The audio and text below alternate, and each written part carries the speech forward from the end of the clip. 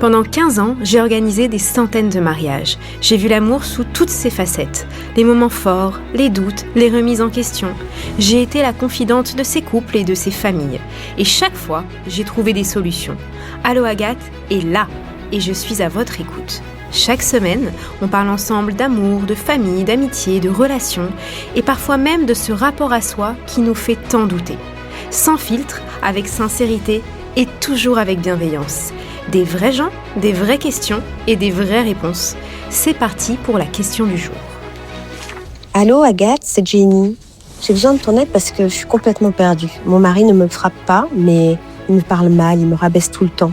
Il décide de tout, il critique ce que je fais, ce que je dis. J'ai vraiment l'impression d'être une ombre chez moi. Je sais que ça va pas, que ce qu'il fait c'est pas normal, mais pourtant je reste. J'ai peur de me retrouver seule, peur de regretter. Peur de ce qu'il pourrait faire si je pars.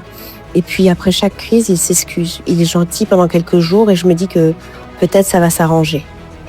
Alors pourquoi c'est si compliqué de partir et comment je fais pour enfin prendre la décision et m'en sortir? Je te remercie Agathe. Bonjour Jenny, alors je vous entends. On parle aujourd'hui d'un sujet grave, puisqu'on parle de violences psychologiques qui pourraient éventuellement un jour devenir des violences physiques. Vous me dites donc que votre mari ne vous frappe pas, mais qu'il vous parle mal, qu'il vous rabaisse, qu'il critique tout ce que vous faites et décide à votre place. Ce que vous décrivez donc, c'est bien de la violence psychologique, et ce n'est pas parce qu'il n'y a pas de coup que ce n'est pas grave. Je vais être très directe avec vous. Vous n'êtes pas le problème. Le problème, c'est votre conjoint. Vous n'êtes pas trop fragile, ni trop sensible, ni pas assez patiente. C'est la relation qui est toxique. Et vous le savez déjà puisque vous me contactez aujourd'hui. Vous le sentez et pourtant, vous restez. Alors, pourquoi est-ce si difficile de partir ? Puisque malheureusement, j'ai l'impression que vous êtes sous emprise. Vous n'êtes pas la seule, ça arrive dans beaucoup de couples et dans beaucoup de relations toxiques.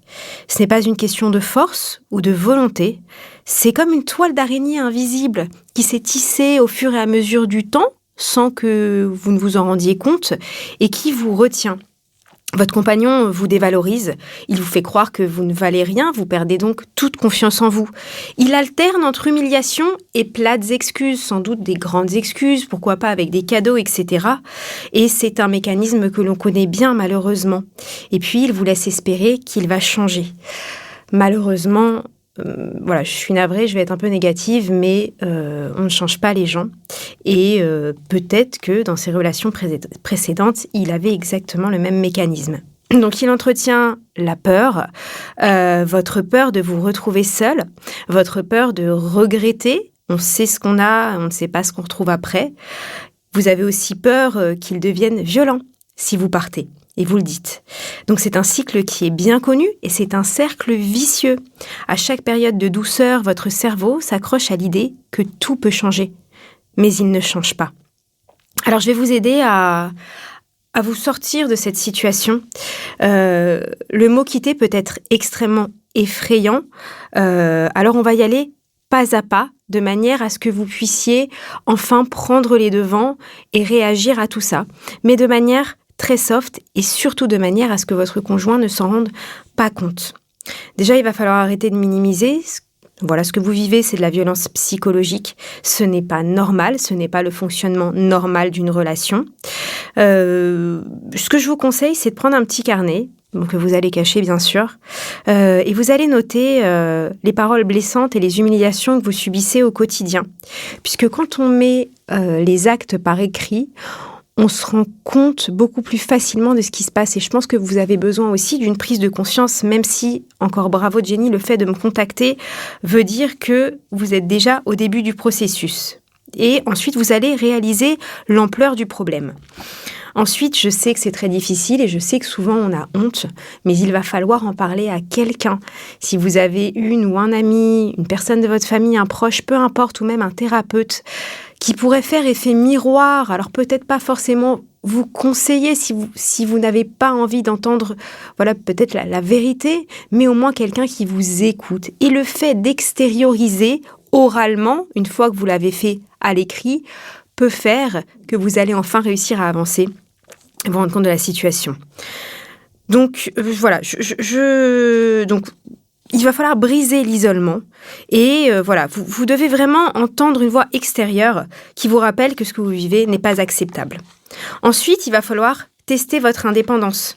Est-ce que vous gagnez votre vie ? Est-ce que vous arriverez financièrement à faire face seul si vous partez ? Est-ce que vous pouvez faire quelque chose sans lui en parler au quotidien ? Est-ce que vous pouvez sortir sans lui dire où vous allez, sans lui demander le droit de sortir de chez vous ? Est-ce que vous pouvez vous habiller comme vous voulez ? Si c'est compliqué, c'est alors un signe clair qu'il vous contrôle trop et donc une raison de plus de le quitter. Vous pouvez préparer bien sûr un plan de sortie en douceur. Si partir du jour au lendemain est trop difficile, bien sûr, vous pouvez organiser votre départ. Si vous gagnez votre vie, tant mieux pour vous. Si ce n'est pas le cas, essayez de mettre de l'argent de côté petit à petit. Et essayez aussi d'identifier un endroit où aller, chez une amie, chez de la famille. Et on a beau se dire, mais je pourrais aller nulle part, personne ne va m'aider. Je vous assure que quand vous avez des vrais problèmes, et c'est un vrai problème, les gens sont là pour vous et des miracles se passent. Vous pouvez aussi vous renseigner sur vos droits, des allocations, des aides juridiques. Et je vous conseille aussi de noter les moments où il devient le plus agressif. Ça ne sera pas le bon moment pour partir. Les moments calmes seront plus propices. Je vous conseille aussi de fixer une date de départ. Alors ça peut paraître radical, mais se donner une échéance, c'est déjà un pas vers la sortie. Et ça, c'est extrêmement important. Vous pouvez vous dire que d'ici 3 mois, vous voulez être parti. Voilà. Et ça va vous donner donc une échéance, un objectif pour vous organiser. Et au quotidien, vous pourrez vous poser et prendre les bonnes décisions. Enfin, ne croyez pas à ces excuses. Il vous fait du mal. Et puis, il recommence. Donc, malheureusement, ça ne changera pas. Il va essayer de vous récupérer quand vous allez partir. Il risque de ne pas vous lâcher pendant un petit moment. Mais soyez forte, ne lâchez rien. Préparez-vous. Est-ce que Jenny, vous avez peur de regretter votre départ ? Alors sûrement, puisque vous vous posez la question. Mais de quoi avez-vous peur ? Est-ce que vous avez peur d'oser demander d'être libre, d'oser vivre enfin ou de retrouver confiance en vous ? Je ne crois pas. Alors la vraie question de Jenny, c'est quelle femme voulez-vous être ? Voilà, vous avez le droit d'être heureuse, de vous sentir en sécurité, d'exister pleinement. Vous êtes plus forte que vous ne le croyez et vous n'êtes pas seule. Voilà Jenny, c'est presque tout pour moi pour aujourd'hui. Si vous avez besoin d'une aide concrète, vous savez que vous avez des associations comme France Victimes, comme Solidarité Femmes, comme Labs de Sorority ou encore le 3919 qui peuvent vous aider et vous accompagner dans cette démarche. Je vous souhaite plein de bonnes choses. Prenez soin de vous et tout mon courage est avec vous. À bientôt.